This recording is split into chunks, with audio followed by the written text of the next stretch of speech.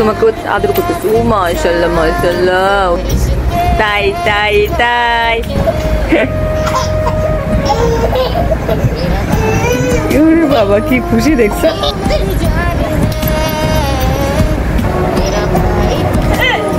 বাপরে বাপরে। একটা পরিবারের বড় সন্তান যদি অটিজমে আক্রান্ত হয়, তাহলে যদি আবারও বাচ্চা নেয়, সে বাচ্চা কি সুস্থ হবে? বা সে বাচ্চাকে বড় বাচ্চাটা কিভাবে নেবে? সে বাচ্চাটাই বা বড় বাচ্চাটাকে কিভাবে ট্রিট করবে? এমন হাজারো প্রশ্ন আমাদের মা বাবার মাথার মধ্যে আসে। এই প্রশ্নগুলো আসা কিন্তু অযৌক্তিক না। আমার মাথায় এসেছিল। আমার আদ্রর যখন প্রথম জানতে পারে যে সে অটিজমে আক্রান্ত, তখন তার 4.5 বছর বয়স। তখন আমার মাথায়ও এসেছিল, আমি যদি আবারও বেবি নেই, আমার সেই বেবিটা সুস্থ হবে তো?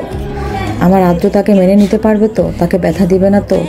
বা তার সাথে কানেকশন কেমন হবে? বা সে বাচ্চাটা যখন আস্তে আস্তে বড় হবে, সে যখন জানবে যে তার বড় ভাইয়া এমন, সে অন্য বাচ্চাদের থেকে আলাদা, এমনকি সে তার থেকে আলাদা, তাহলে আদ্রর প্রতি তার বিহেভিয়ার কেমন থাকবে?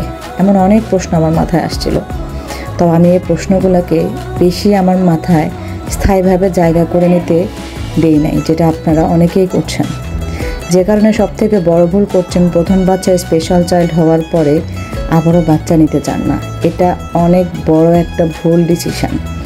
দেখেন আমার 3টা ছেলে, এই যে আমার আদ্র আর তার ছোট 2 ভাই কি সুন্দর মজা করে খেলছে। আয়ান আহানকে তাইতে বলা শেখাচ্ছে। এভাবে কিন্তু আয়ান আদ্রকে অনেক কিছু শিখিয়েছে। আজকে যে আমার আদ্র সামাজিকতা শিখেছে, এই যে তার সাথে তার 2টা ভাই এভাবে চিৎকার করছে, খেলা করছে, সে কিন্তু একটু বিরক্ত হচ্ছে না। আবার অনেকে বলবেন কানে হাত দিয়ে রেখেছে, নিশ্চয়ই ওদের শব্দ ভালো লাগছে না। কানে হাত দিয়ে রাখাটা স্পেশাল, বিশেষ করে অটিজম বাচ্চাদের একটা বিহেভিয়ার প্রবলেম। যাদের সাউন্ডের প্রবলেম থাকে বা তারা কানে হাত দেওয়ার পরে দেখবেন যে একটা শো শো শব্দ হয়, ওই সাউন্ডটা ওদের অনেক ভালো লাগে। তো এটাকে নির্দিষ্ট সময় পর্যন্ত সে করবেই। ওই সময়টা আশেপাশে দুনিয়াতে কী ঘটে যাচ্ছে না যাচ্ছে তাতে তার কিছুই যায় আসে না। কিন্তু এই যে 2টা ভাই এই যে খেলাটা, এই যে ব্যাপারটা যে নর্মালি নিচ্ছে, ওদের চুপ করে তাদের খেলাটা খেলতে দিচ্ছে, এই সিচুয়েশনটা কিন্তু এত সহজে আসে নাই।